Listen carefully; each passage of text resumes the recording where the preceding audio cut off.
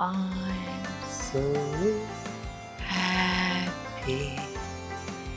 I'm so happy.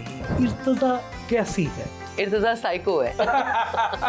मैं तो हुई इंटरटेनमेंट, वो इंटरटेन हो रहे हैं तो होने दे। क्या वाकई आपकी अंग्रेजी ऐसी है या जानबूझ के ऐसे करती हैं? गलतियां तो मैं करती हूँ। किस टाइप का खामंद होना चाहिए आप? उसको मेरे से बेपनाह मोहब्बत, इश्क, मोहब्बत होनी चाहिए सिर्फ मुझसे, और उसकी जिंदगी में कोई नहीं होना चाहिए। कभी कोई ऐसा आपको जुनूनी आशिक मिला हो जिसने कहा हो कि मीरा अगर मुझे आप ना मिली तो मैं यहाँ से कूद के खुदकुशी कर लूंगा, मैं मर जाऊँ, कभी ऐसा मिला? बहुत रोज मिलते हैं। अच्छा। क्या कहते हैं वो? मुझे कुछ सुनाई नहीं देता। The real enemy lives in the mind. चाय ले आइए प्लीज। ओए चाय ले आ। चाय किथे वे? हाँ, प्लीज चाय ले आइए। चले चाय पीते हैं। मरियम नवाज कैसा काम कर रही है? बहुत अच्छी। She is amazing. She is my most favourite lady in the world. हमारे जो फील्ड मार्शल है आसिम मुनीर साहब, कोई शेर डेडिकेट करें। खुद ही को कर बुलंद इतना कि हर तकदीर से पहले खुदा बंदे से खुद पूछे, मुनीर तू ही बता कि तेरी रजा क्या है। अगर आपको मुकम्मल सच बोलना पड़े तो वो कौन सा सच होगा जो आपके लिए बोलना सबसे मुश्किल हो? तीसरी फिल्म में मैं सारे सच जो है ना वो हुकूमत को क्या मशवरा देंगी कि वो महंगाई कैसे कम करे? फिल्म देखकर, साइको फिल्म देखते महंगाई कम हो जाएगी।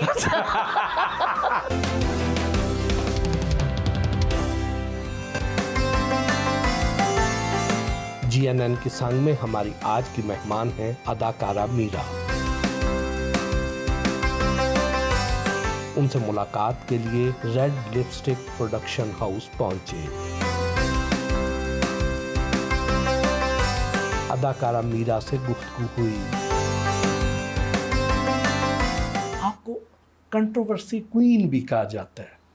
आपको क्या लगता है कि क्या खबरों में, मीडिया में इन रहने के लिए हल्की फुल्की सी हलचल भी ज़रूरी है? मुझे इन बातों का मोहसिन साहब बिल्कुल नहीं पता कि कंट्रोवर्सी का मतलब क्या है, कंट्रोवर्सी क्या है। मुझे सिर्फ इतना पता है कि मैं जो हूँ, मैं इस वक्त आपको इंटरव्यू दे रही हूँ और यही रियलिटी है कि आप मेरे सामने बैठे हैं, मैं आपके सामने बैठी हूँ।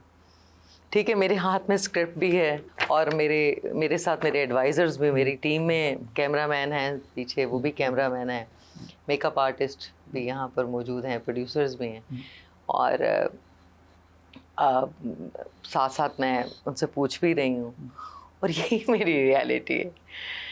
तो लोगों का परसेप्शन, या मैं सिर्फ इतना कहूँगी मोहसिन साहब की फिल्म देखनी है आपने बस। आप साइको को देखें, बाकी सारी बातें छोड़ दें। असल में इर्तजा कैसी है? इर्तजा साइको है।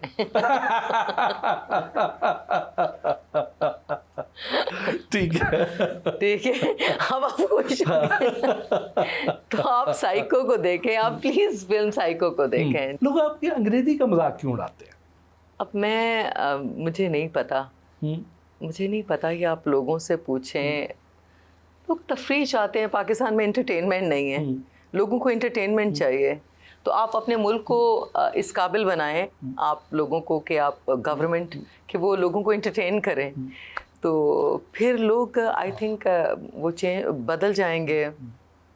एंटरटेनमेंट नहीं है पाकिस्तान में, इसलिए और हम एंटरटेनर्स हैं। मैं हूँ एंटरटेनमेंट, आप हैं एंटरटेनमेंट, और हमारे हैं मैदान में आपको एंटरटेन करने के लिए। तो मैं तो हूँ ही एंटरटेनमेंट, तो अगर वो एंटरटेन हो रहे हैं तो होने दें। क्या वाकई आपकी अंग्रेजी ऐसी है या जानबूझ के ऐसे करती हैं? प्लीज़, मैं बहुत अच्छी, मैं समझती बहुत अच्छा हूँ। हाँ, गलतियाँ तो मैं करती हूँ, उर्दू में भी और अंग्रेज़ी में भी गलतियाँ तो होती हैं मुझसे, और बस मैं I am perfectly all right. I am 100% तो नहीं, लेकिन हाँ, बस कभी स्पेलिंग मिस्टेक, कभी जुमलों को ठीक करते हैं हम, यार ये जुमला ऐसे नहीं, ऐसे बोलना चाहिए। बचपन से ही इतनी स्टाइलिश थी? स्टाइलिश, मैं कभी भी स्टाइलिश नहीं थी। रियल ज़िंदगी में बहुत सिंपल हूँ, आई एम वेरी सिंपल। लेकिन ये है कि स्टाइलिश तो आई थिंक मेरी किरदार जो है वो मुनफरिद है। आप स्टाइल क्या होता है ये आप फिल्म में देखेंगे, साइको में। मेरे गाने आप देखेंगे, आपको बहुत अच्छे लगेंगे। यकीनन यकीनन। बचपन में इर्तज़ा के क्या ख्वाब थे? यही ख्वाब थे। यही ख्वाब थे? हाँ जी, उस वक्त भी यही चाहती थी कि आपने स्टार बनना है? जी, मैं स्टार थी, मैं स्टार ही थी। हाँ। मैं जब अल्लाह मियाँ के पास थी मैं तब भी स्टार थी, जब मैं पैदा हुई मैं अपनी माँ की गोद में भी मैं स्टार थी, और मैं अभी भी आपके सामने स्टार हूँ। क्योंकि अल्लाह मियाँ ने मुझे अल्लाह ताला ने मुझे अल्लाह की रज़ा के साथ अल्लाह ने मुझे यही जो अल्लाह मियाँ ने बनाया ना मुझे, शुक्र अल्हम्दुलिल्लाह, अल्लाह मियाँ ने मुझे बहुत प्यारा बनाया है। किस एज में आपको पता चला कि आपके अंदर एक बहुत बड़ी अदाकारा या एक स्टार छुपा हुआ है? बचपन से ही। कौन सा वाकया था, क्या बात थी जब आपको एहसास हुआ कि नहीं? सिर्फ एहसास तो ये है कि एहसास तो ये कैमरा है। अब कैमरे ने आपको बता दिया कि आपके अंदर जो कैमरे ने आपको दिखा दिया कि आप जब आपको कैमरे से आपकी मुलाकात हुई, आप रूबरू हुए कैमरे के, आमना सामना हुआ आपका कैमरे के साथ। जैसे आप आईना देखते हैं तो आईना आपको बताता है ना कि आपकी आंखें कितनी खूबसूरत हैं, आपके अंदर क्या क्या है। रात को आप जब आईना देखते हैं, जब आप तैयार होते हैं, तो आई थिंक कैमरा आपको बताता है कि आप कितने टैलेंटेड हैं। आप कैमरा तो बड़ा बाद में आपकी ज़िंदगी में आया ना।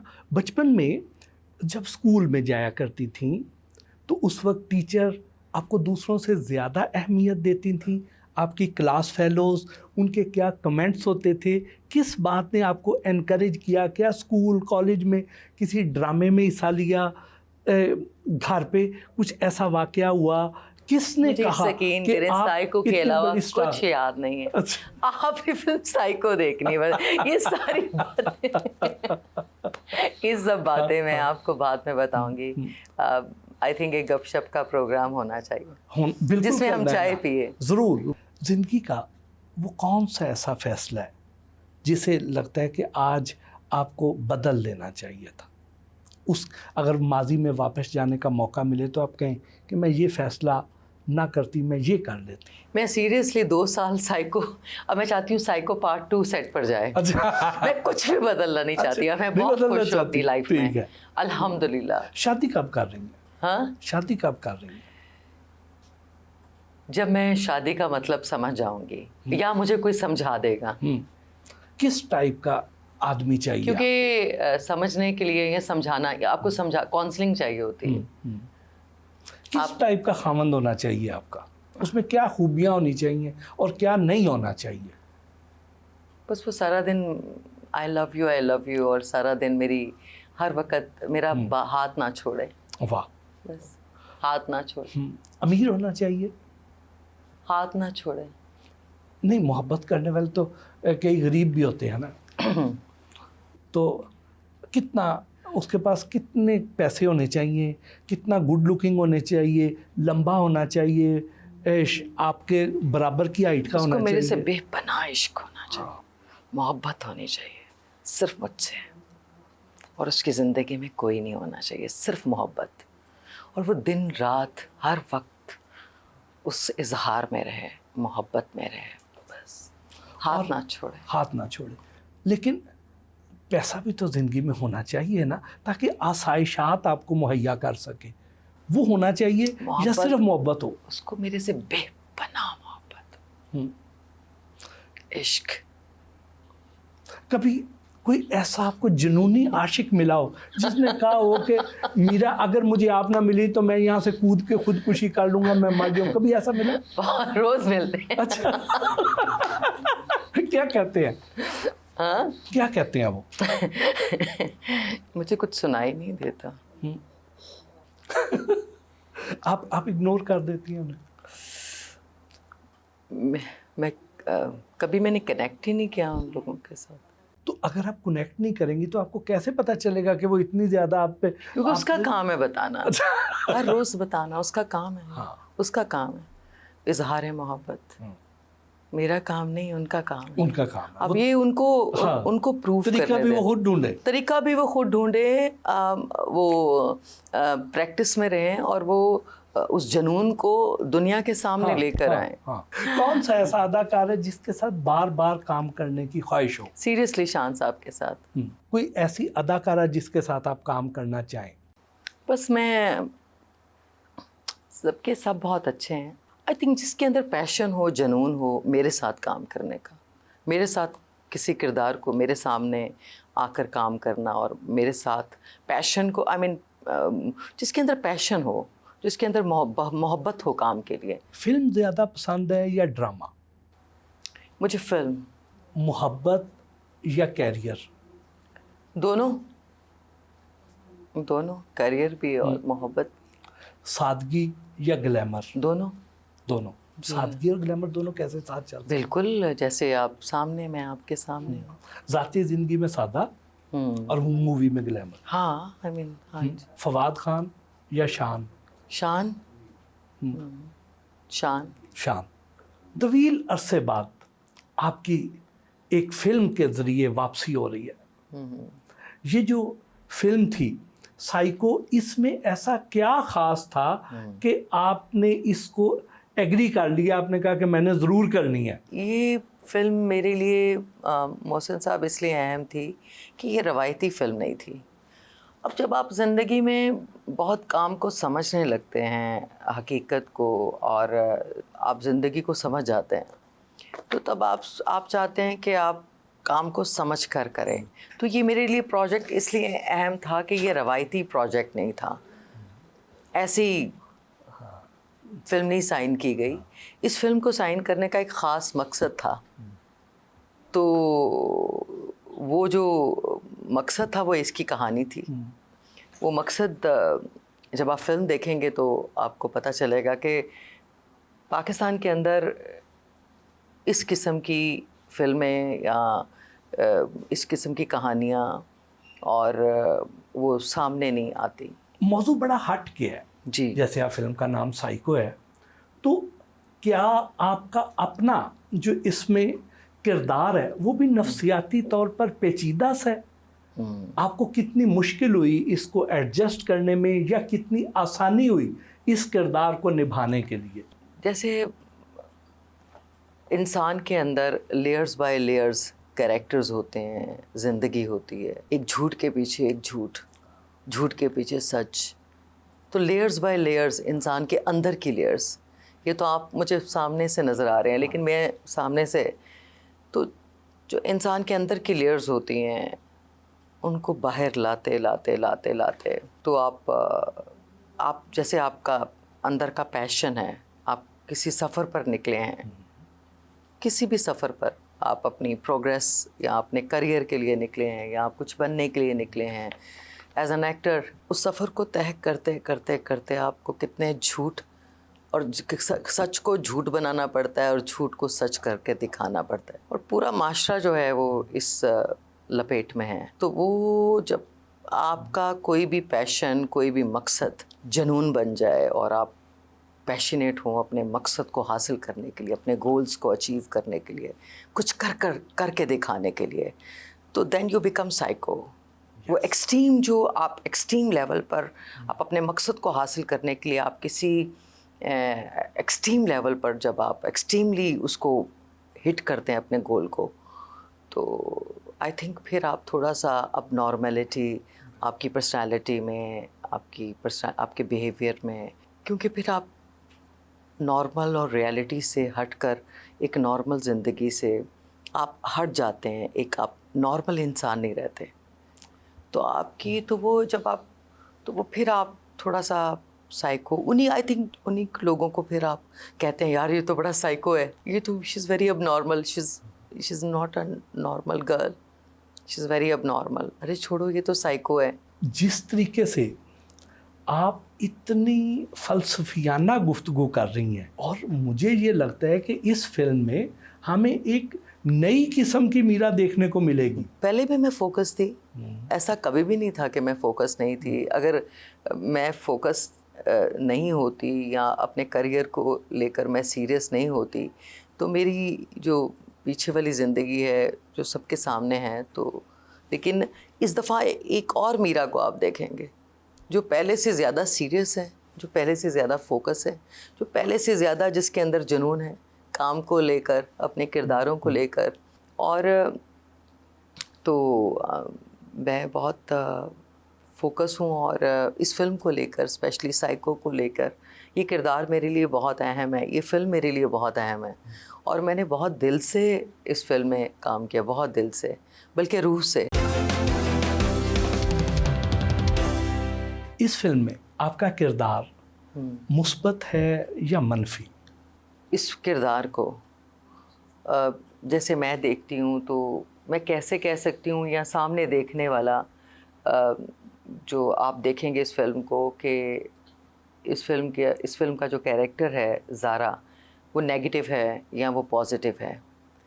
तो ये मुझे लगता है कि जैसे मैंने आपको पहले बताया कि हर इंसान के अंदर इसी तरह इस कैरेक्टर जो ज़ारा है, इसके अंदर बहुत कुछ छुपा हुआ है। जैसे समंदर की आप तह में जाएं तो आपको हीरे मिलते हैं, जवाहरात मिलते हैं और आपको बहुत कुछ ख़जाने मिलते हैं। आपको समंदर के अंदर जाएं, उसकी डेप्थ में। तो इसलिए ज़ारा के अंदर बहुत सारे राज जो हैं वो उसके साथ हैं और छुपे हुए हैं उसके अंदर। लेकिन जब आप ये फ़िल्म देखेंगे साइको, तो इसको आपको लम्हा ब लम्हा आप इस फिल्म को समझना पड़ेगा। इस फिल्म के साथ आपको सांस लेनी पड़ेगी। इस फिल्म के साथ आपको इस फिल्म को देखने के लिए आपको वो आंखें चाहिए जिन आंखों के अंदर ज़िंदगी हो, जिन आंखों के अंदर रूह हो, जिन आंखों के अंदर सपने हों, जिन आंखों के अंदर कुछ करने की, कुछ कर गुजरने की तड़प हो। तो जब आप इस फिल्म को देखेंगे तो आप इन किरदारों को आप अपने अंदर देखेंगे। इस किरदार को निभाने के लिए आपको कितनी मुश्किल से गुजरना पड़ा या आसानी से गुजरना पड़ा? इसको अपने ऊपर तारी करने के लिए आपको कोई दिक्कत भी हुई या आपके लिए एक आम सा था कि नहीं, मैं भी शायद ऐसी ही हूँ? मैं आपसे ये कहूँगी कि जब मैंने इस फिल्म के किरदार को मैंने समझा और मुझे पहली दफ़ा शान साहब ने बताया कि फ़िल्म के किरदार में मुंतकिल कैसे हुआ जाता है और उसके अंदर कैसे घुसा जाता है, और फिर उन्होंने मुझे ये भी समझाया कि किरदार से आप निकलते कैसे हैं। अगर आप किरदार में रह गए, बिकॉज़ हम एक्टर्स हैं, अगर हम किरदार में रह गए तो फिर हमें हर रोज़ लड़ना पड़ेगा।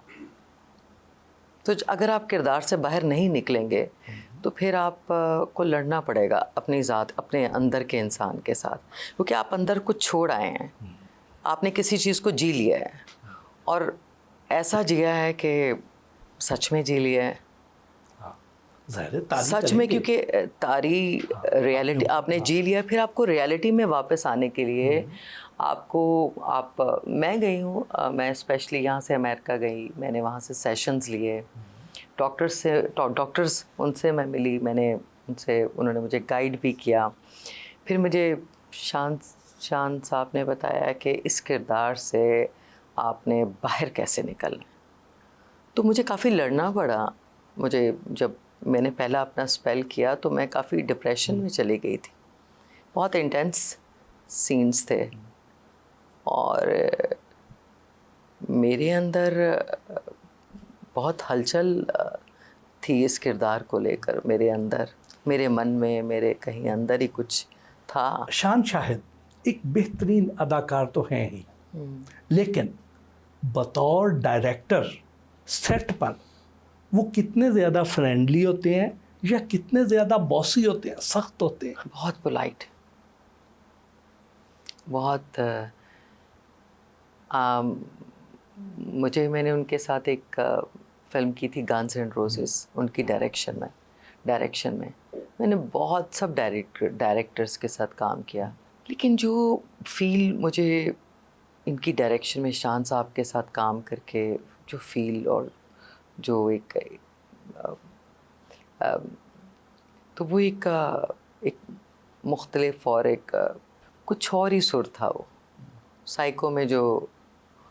तो वो बहुत अच्छे डायरेक्टर हैं, बहुत अच्छे तरीके से काम लेते हैं और बड़ा दिल चाहता है कि उनकी डायरेक्शन में आप काम करते रहें। शान साहब ने सेट पर आपको किस हद तक आज़ादी दी कि आप अपनी मर्ज़ी से डिलीवर कर सकती हैं, या जो उन्होंने बताया है हरफ बहरफ उस पर अमल करना ही ज़रूरी है? मुझे आज़ादी चाहिए नहीं थी सेट पर। वाह। अगर मैं आज़ाद रहती तो मैं मीरा या इर्तज़ा को आप देखते, तो मैं तो उनकी कैद में रहना चाहती थी, शान साहब की कैद में, अपने डायरेक्टर की कैद में। उनकी सोच, उनको फील करके, उनको फील और उनके सुर को, वो मेरे डायरेक्टर थे, मैं उनके सुर को उनको समझकर, अदरवाइज़ मेरी साइको में ये परफॉर्मेंस का मेरा ये लेवल, आई थिंक मेरी परफॉर्मेंस के पीछे या जो भी आप मुझे स्क्रीन पर जो किरदार देखेंगे, उसमें 100% जो क्रेडिट है वो मेरे डायरेक्टर का है। मेरे पीछे मेरे डायरेक्टर हैं, मेरे पीछे शान साहब हैं। तो उन्हीं को देखकर, उनकी फील को समझकर मैंने परफॉर्म करने की कोशिश की। तो वो उस वक़्त मैं नहीं थी, उस वक़्त स्क्रीन के सामने हाँ मैं थी, लेकिन मेरे अंदर शान थे। वाह। तो वो अंदर जो परफॉर्मेंस हो रही थी वो शान साहब मेरे अंदर, शान मेरे डायरेक्टर थे मेरे अंदर। तो उस वक़्त मैं आप कहते हैं split personality, I don't know, लेकिन मैं उसके अंदर, वो थे मेरे अंदर। और मैं आप यकीन करें कि वो किरदार में मैं, तो वो लेयर्स बाय लेयर्स की मैं बात करती हूँ इंसान के अंदर, मेरे अंदर वो थे और उसके उस फील के अंदर वो किरदार ज़ारा का। अभी भी उस किरदार में ही जी रही हैं या उसमें से बाहर निकल आएंगी? मैंने 100% इस किरदार को जिया, तो लेकिन अब मैं इर्तज़ा हूँ आपके सामने हूँ। इस फिल्म के बारे में आपकी क्या एक्सपेक्टेशंस हैं कि कैसी रहेगी ये फिल्म, कितने रिकॉर्ड तोड़ेगी, क्या करेगी जी?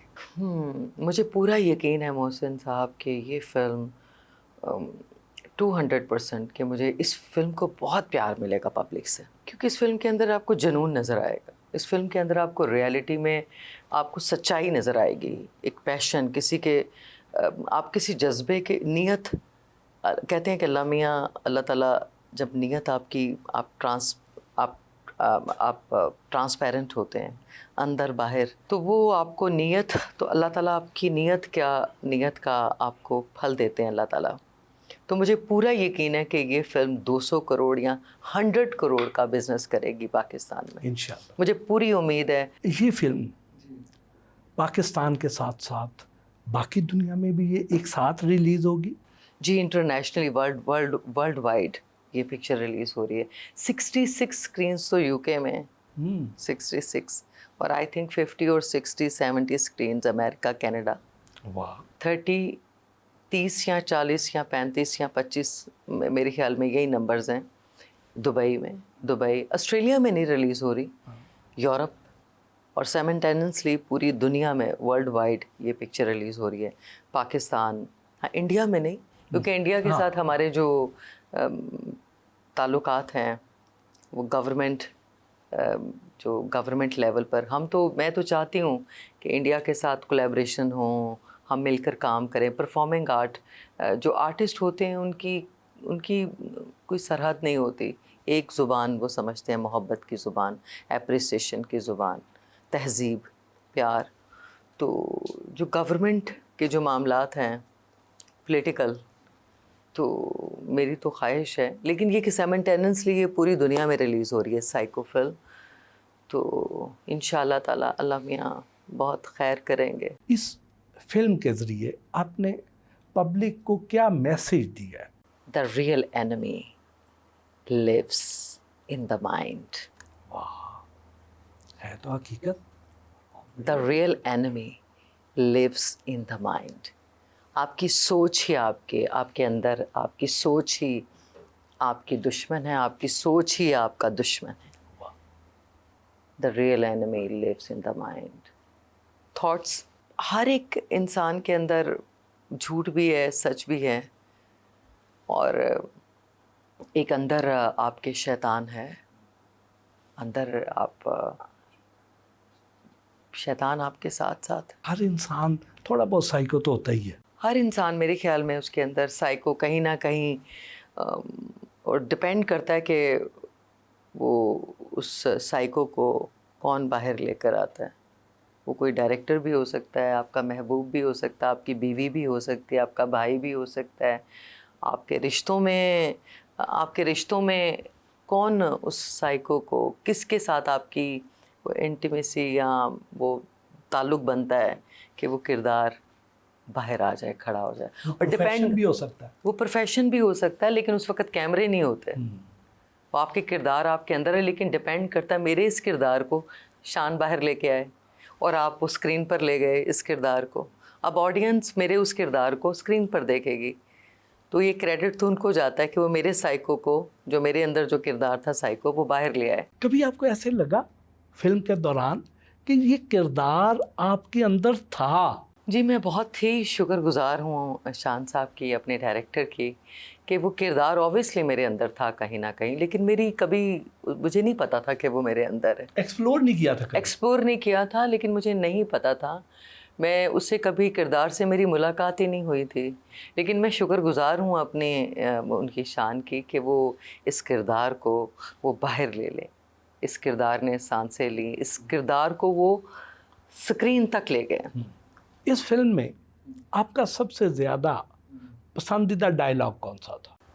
I am so happy, I am so happy, I am so happy. वाह, आई एम सो हैप्पी। वाह। और अब ये सब लोग आई एम श्योर कि जब ये फिल्म देखें तो सब लोग कहें कि हम बहुत खुश हैं, आई एम सो हैप्पी, और ये गुनगुनाएं। जब आपको फिल्म पसंद आए तो आप मुझे टैग कीजिएगा मेरे पेजेस पर, आई एम सो हैप्पी।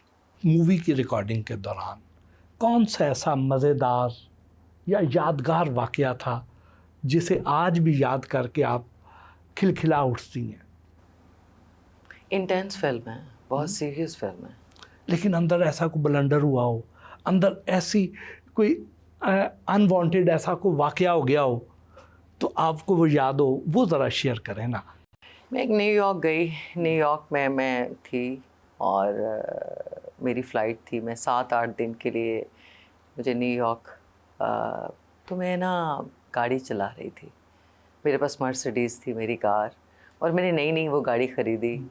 अपने आप को खुशी कि मैं शूटिंग करके पहला स्पेल करके मैं न्यूयॉर्क पहुंची हूँ, तो मैंने एक नई गाड़ी ख़रीदी मर्सिडीज़। उधर से यूएस से खरीदी? जी, न्यूयॉर्क से। तो अब मैं पहली दफ़ा उस गाड़ी को गाड़ी को ड्राइव कर रही हूँ मैनहट्टन।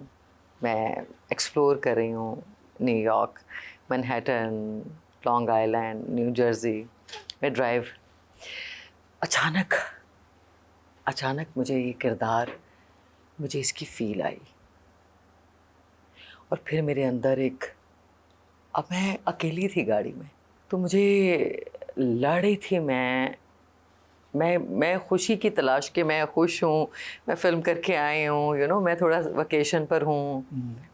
तो फिल्म के सीन्स इतने इंटेंस थे कि मैंने आपको बताया कि वो जो मेरी खुशी थी कि जब तो मैं उस वक़्त मैं लड़ने लगी। अब गाड़ी ड्राइव थी और मैं बहुत ही ख़तरनाक ब्रिज में ड्राइव कर रही थी, और 120 की स्पीड पर गाड़ी थी। तो आप यकीन करिए कि अंदर वो मेरे ज़हरा आ गई। अच्छा। उस किरदार में मैं चली गई, और उसके बाद और मुझे पता ही नहीं कि मैं वो किरदार गाड़ी चला रहा था, वो मैं उस ज़ारा ड्राइव कर रही थी। बाद में मैंने नहीं वापस आओ।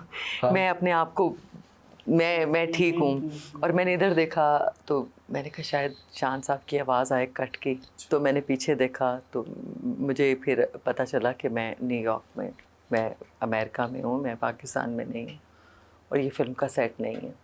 इतना अपने ऊपर नहीं, हाँ, फिर मेरी बहुत फिर मैं ठीक हो गई। तो ये था एक वो बहुत ख़तरनाक। उस दौरान ज़ारा से कोई वायलेशन तो नहीं होगी ट्रैफिक रूल्स की? नहीं, ऐसा कुछ नहीं हुआ। लेकिन वो इंटेंसिटी जो थी वो एक वो मैंने अपने अंदर ज़ारा को फील किया, मेरे अंदर थी वो। उस वक़्त वो मैं नहीं थी, तो वो किरदार वो मैं। पाकिस्तान में ड्राइव करना आसान है या न्यूयॉर्क में? न्यूयॉर्क में।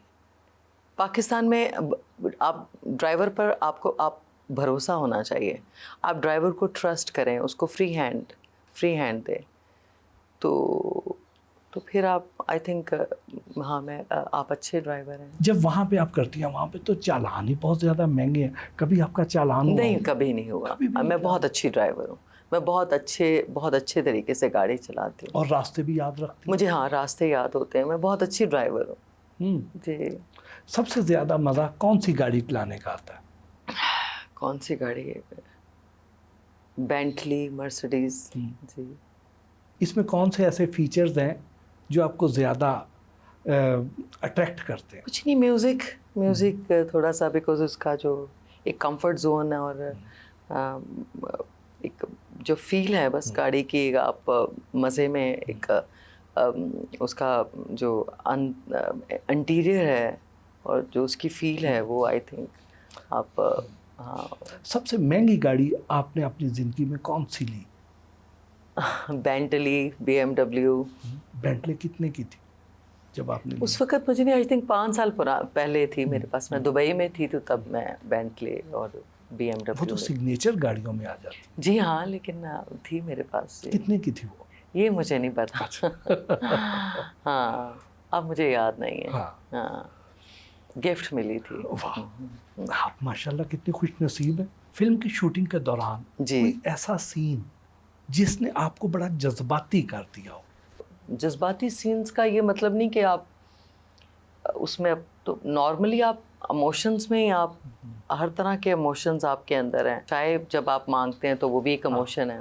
चाय ले आइए प्लीज़, ओए चाय ले आ, चाय किथे वे, हाँ, प्लीज़ चाय ले आइए, चलें चाय पीते हैं, चलें एंजॉय करते हैं चाय को ज़रा। कितनी आपने एक चाय, चलें चाय पीते हैं,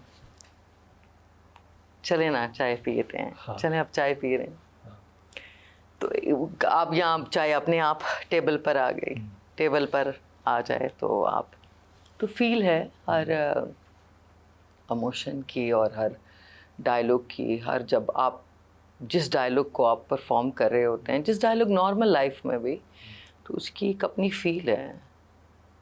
तो इस तरह साइको फिल्म में भी आपको ना सारे, सोनिया का काम बहुत अच्छा है। हाँ। सोनिया ने बहुत अच्छा काम किया है। फिर नैयर एजाज साहब का बहुत अच्छा काम, नैयर एजाज साहब ने बहुत वर्सटाइल एक्टर हैं। वो तो हंसाते भी। जावेद शेख साहब, हाँ।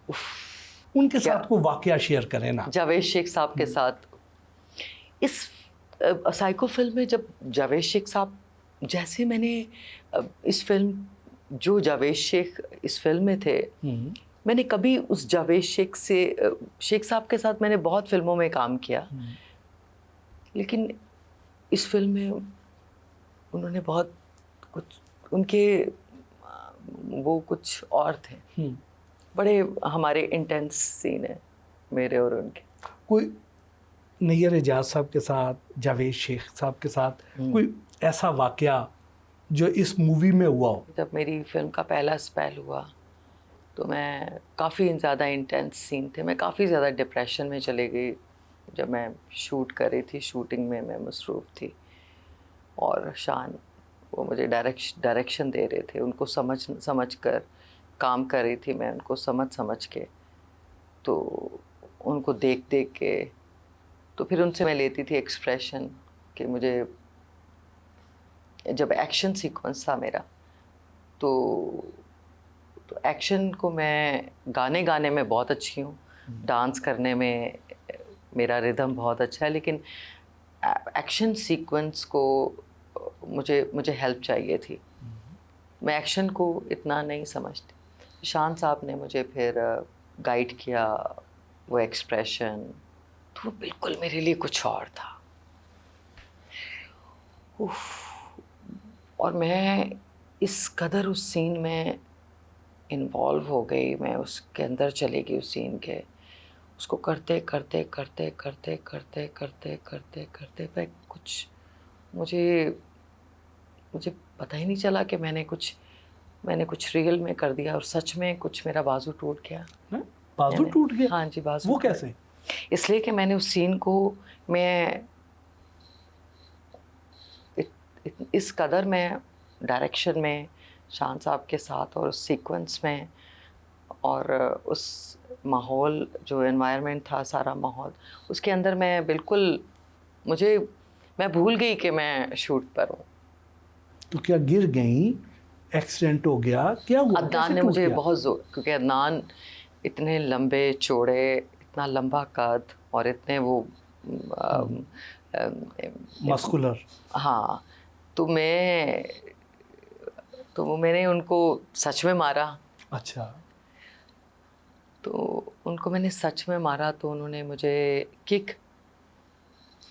ज़ोर से अपनी टांग से मुझे उन्होंने मारा, तो वो सच में चोट लग गई, मेरा बाजू टूट गया। बस वो एक था। 2-3 महीने फिर हमारी शूटिंग नहीं हुई, हमने शूट नहीं किया। मेरा लोग अक्सर आपकी अदाकारी की बजाय आपकी ज़ाती ज़िंदगी को डिस्कस करते हैं, जिससे आपकी असल में अदाकारी जो है वो पीछे रह जाती है जी। तो क्या इस फिल्म के ज़रिए उन तमाम नाकदीन को बड़ा स्ट्रॉन्ग सा मैसेज देंगी कि जी मीरा जो है वो असल में क्या है? मीरा की आप किरदार, उसकी अदाकारी को देखें, ज़ाती ज़िंदगी को छोड़ दें। परसेप्शन जो है, मैं चाहती हूँ, मैं काम करना चाहती हूँ बहुत सारा, मुझे काम का बहुत जुनून है, शौक़ है, और यही हकीकत है। जो बिहाइंड द सीन वो तो मुझे नहीं पता, लेकिन जो मैं काम बहुत ज़्यादा करना चाहती हूँ, मुझे काम का बहुत शौक़ है और मैं चाहती हूँ कि अब मैं हर साल एटलीस्ट 1 या 2 फिल्म्स में मैं साल में 2 फिल्म्स करूँ, प्रोड्यूस करूँ मैं फिल्म्स को, मैं फ़िल्म की प्रोडक्शन में इन्वॉल्व रहूँ, मैं अपने काम में इन्वॉल्व रहूँ। तो मैं अब सोच रही हूँ कि मैं सिर्फ काम पर तवज्जो दूँ। तो मैं लोगों का चाहती हूँ कि परसेप्शन चेंज हो, तो वो अगर मुझे देखें तो सिर्फ काम के लिए मेरे लिए सोचें कि हाँ, काम में सीरियस हों। आई थिंक लोगों को प्रोफेशनल होने की ज़रूरत, मैं तो हूँ ही प्रोफेशनल, लोग यहाँ प्रोफेशनल नहीं हैं।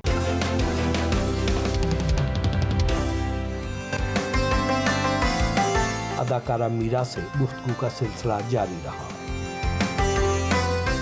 ये जो मुल्क में इतनी महंगाई है, क्या आपको भी असरअंदाज होती है आप पर? मुझे नहीं पता कि आलू कितने के मिलते हैं या पता नहीं, मैं कभी मेरी घरेलू किचन और मैं इतनी ज़्यादा इन्वॉल्व नहीं हूँ कि बाहर क्या हो रहा है। अंदर की दुनिया में, अपनी फिल्म को साइको में, प्रोडक्शन में मेरी बहुत ज़्यादा इन्वॉल्वमेंट है। काम को, सुबह शूट है, रात को पैकअप। 2 साल आई थिंक मैं बहुत ज़्यादा इन्वॉल्व रही हूँ अपने काम को लेकर, बहुत ज़्यादा। अब रात को हम एडिट पर होते हैं, मैं एडिट पर रोज़ अपना काम देखती हूँ, एडिटिंग सीख रही हूँ। तो खाने में क्या पसंद करती हैं? खाने में चाय, आलू गोश्त, कुछ भी लाइट सा। जूसेस ज़्यादा अच्छे लगते हैं, जूसेस पीती हूँ, जूसेस अच्छे लगते हैं, जूसेस, फ्रूट बहुत ज़्यादा खाती हूँ। जी हाँ। आजकल कौन सा फ्रूट खा रही हैं? तरबूज। जी, तरबूज अच्छा लगता है। फ्रूट्स का शौक़ है, फ्रूट। चाय पीती हूँ, ग्रीन टी। मीरा जी, ये तो बताएं कि हमारी ये जो मूवी है ये रिलीज़ कब होएगी और इसमें कौन कौन आपके साथ है, उनका भी तो कुछ बताइए ना। ईद उल अज़हा, बड़ी ईद पर ये फिल्म रिलीज़ हो रही है 27 मई 2026, 26 मई और 27। हाँ, वो चांद के हिसाब से ज़रा 1 आध दिन आगे पीछे हो सकता है, लेकिन बड़ी ईद पर होगी। बड़ी ईद पर, ईद उल अज़हा पर ये फिल्म रिलीज़ हो रही है और मैं यहाँ पर दिल की गहराइयों से शुक्रिया अदा करना चाहूँगी जो मेरे पार्टनर भी हैं, हमारे CEO भी हैं रेड लिपस्टिक के, और इस फिल्म को जिन्होंने प्रोड्यूस किया मेरे साथ, ख्वाजा राहत साहब, मोहम्मद सलमान भट्ट साहब, ख्वाजा राहत साहब का, उनका मैं बेहद उनकी शुक्रगुज़ार हूँ, सलमान साहब की, कि उन्होंने मेरे साथ बहुत मेरे साथ ताउन किया हमारी टीम के साथ। और वो एक बेहद अच्छे इंसान हैं, और मैं और मेरी अम्मी दिल की गहराइयों से उनकी बहुत इज़्ज़त करते हैं, बहुत उनका एहतराम करते हैं, और बहुत ही उनका शुक्रिया कि उन्होंने, उनका जो सोच है, जो कि वो इंटरनेशनली पाकिस्तान को सपोर्ट करना चाहते हैं, आगे बढ़ाना चाहते हैं, पाकिस्तान की एंटरटेनमेंट इंडस्ट्री के लिए बहुत अच्छा सोचते हैं। पाकिस्तान में इतनी कम फिल्म बनने की वजह क्या है? क्यों नहीं बड़ी फिल्म पाकिस्तान में बन रही? बहुत कम बनती हैं। अब इंशाल्लाह ताला हमारी यही कोशिश है, जैसे सलमान साहब चाहते हैं कि फ़िल्में बने, और ख्वाजा राहत साहब ये चाहते हैं कि साल में 2 या 3 फिल्में ये रिलीज़ करें, और हमारी यही कोशिश है। और सलमान साहब कि वो चाहते हैं कि साल में एटलीस्ट 2 फिल्म्स बनाएं वो। ख्वाजा साहब, सलमान भट्ट साहब के 2 फिल्म ज़रूर बननी चाहिए, और मेरी भी पूरी कोशिश है कि 2 फिल्म्स हम हर साल रेड लिपस्टिक के बैनर के नीचे तले हम 2 फिल्म्स लेके आएँ और लोग देखें। करंट अफेयर्स हैं, इनसे अपने आप को अपडेट रखती हैं या नहीं पता होता 3 कि साल कौन से मैंने है? टेलीविज़न नहीं देखा। टेलीविजन ही नहीं देखा? नहीं, एंटरटेनमेंट। आपको ये पता है कि आजकल हुकूमत किसकी है पाकिस्तान में? नहीं, बिल्कुल पता है, ऐसी बात नहीं है। हाँ। मैं शहबाज शरीफ साहब, जी हाँ, ऐसी वो क्या है आजकल, सदर है या वज़ीर आज़म है? नहीं, वज़ीर आज़म। वज़ीर आज़म है, तो आपको तो अपडेट है, अप टू डेट बिल्कुल नॉलेज अपडेट है। है। मेरे कहने का मकसद ये है कि ये तो, लेकिन आप मैं अपनी हाँ, मरियम नवाज कैसा काम कर रही है? बहुत अच्छे, she is amazing, she is my most favourite lady in the world. She is मेरी माई जान, एक्सट्रीमली टैलेंटेड वुमेन, बहुत टैलेंटेड है, और बहुत अच्छा मुल्क को संभाल रही हैं, पंजाब को बहुत अच्छा लुक आफ्टर कर रही हैं, बहुत दलेर हैं, बहादुर हैं, और बहादुर औरतें मुझे अच्छी लगती हैं। मज़ा आता है जब उनके फ़ैसले मैं सुनती हूँ, और एक औरत, और वो भी पाकिस्तान हमारे माशरे में, आई थिंक हर पाकिस्तान की हर औरत को मरियम नवाज को फॉलो करना चाहिए, और ऐसे ही जिस तरह वो अपने आप को कैरी करती हैं, बहुत अच्छा कैरी करती है, बहुत अच्छा कैरी करती है, बहुत कॉन्फिडेंट है, और बहुत आई थिंक हम सब, मैं तो उनको बहुत पसंद। कौन सा प्रोजेक्ट आपको उनका सबसे ज़्यादा अच्छा लगता है? जो ख़वातीन को लेकर, जैसे उन्होंने ख़वातीन, तशद्दुद ख़वातीन के साथ, जो मर्द दूसरी शादियां जो हर्ट करते हैं, ख़वातीन को तकलीफ़ देते हैं, और तो जो वो डिसीजन, वो जो ख़वातीन का साथ दे रही हैं, स्पेशली ख़वातीन का, तो वो मुझे, वो वेमेन एम्पावरमेंट पे वो जब काम करती हैं, इमोशंस के ऊपर, तो तरबियत के ऊपर तरबियत करती हैं, तो वो अच्छा है। बिलावल भुट्टो कैसे लगते हैं? बहुत अच्छे हैं, बहुत अच्छे हैं, फेवरेट हैं। बेनज़ीर भुट्टो साहिबा के बेटे हैं, तो बहुत अच्छे हैं। और इमरान खान, वो भी बहुत अच्छे हैं। उनका दौर ज़्यादा अच्छा था या अब वाला? आई थिंक सबको कोलैबोरेशन में काम करना, मिलकर काम करना चाहिए। तो ये कौन कोलैबोरेट करना, सबके सारे जो अपने अपने थॉट्स को, अपनी अपनी सोचों को, अपने अपने जो आपकी सोच है, मकसद हैं, नज़रिया, अपने क्या बोलते हैं, नज़रिया, अपना जो अपनी अपनी सोच को, हाँ, मैनिफेस्टो, मंशूर, जो अपना मंशूर है आपका, तो एक दूसरे के सोच की एक अंडरस्टैंडिंग से आगे बढ़ना, एक सब, जैसे हम फिल्में, हम सब एक, हमारा मकसद तो पाकिस्तान की बेहतरी होना चाहिए। पाकिस्तान, हाँ बिल्कुल, पाकिस्तान के लिए आप ऑनेस्ट हो, अपने मुल्क के लिए, अपने मुल्क के साथ वफा करें, इस मट्टी को, इसके बारे में सोचें, मुल्क के बारे में, तो आप अपने ज़ात की नफ़ी करें। तो आई थिंक सबको एक मिलकर मुल्क के लिए काम करना चाहिए। पाकिस्तान जिंदाबाद। हमारे जो फील्ड मार्शल हैं आसिम मुनीर साहब, उनके बारे में क्या जानती हैं आप? बहुत अच्छे हैं, बहुत टैलेंटेड हैं, बहुत अच्छे, मेरे फेवरेट हैं, बहुत अच्छे। इन्होंने अभी जिस तरह ईरान और अमेरिका के दरमियान जिस तरीके से वो उन्होंने जंग रुकवाने में अपना किरदार अदा किया, आप क्या कहेंगी, क्या पैगाम देंगी उन्हें? जी, मैं उनकी अज़मत को, मैं उनको पैगाम कि बहुत बहुत टैलेंटेड हैं, बहुत अच्छे हैं और हमें आप पर फ़ख्र है। कोई शेर डेडिकेट करें? एक शेर है,